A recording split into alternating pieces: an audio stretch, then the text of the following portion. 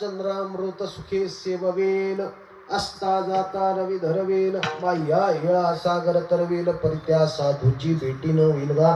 एवढी दुर्लभ आहे. चंद्रामृत हे चकोर पक्षाला प्राप्त होतं, परंतु ते चंद्रामृत देखील मनुष्याला प्राप्त होऊ शकेल प्रयत्नाने. पुढे नाथ महाराज म्हणतात की अस्ताला जाणारा रवी थांबवता येईल. हो, रवी सूर्य अस्ताला जाणारा थांबवता येतो का? थांबवता येत नाही महाराज. परंतु आता ज्यांचा आपण जन्मोत्सव साजरा करतोय ते आमचे मारुतीराय, त्यांनी आंबा म्हणून समजून काय केलता? खाऊन टाकला होता तोंडात महाराज. आता आंब्याचा सीझन आहे महाराज. हो, थोड्या दिवसात आंबा सगळ्यांच्या आवडतीचं काय फळ. आंब्याचा रस रोज खाल्ल्याशिवाय तिथं जेवण आपलं होत नाही. मला सांगायचं काय, हनुमंतरायाला देखील आंबा फार आवडत होता.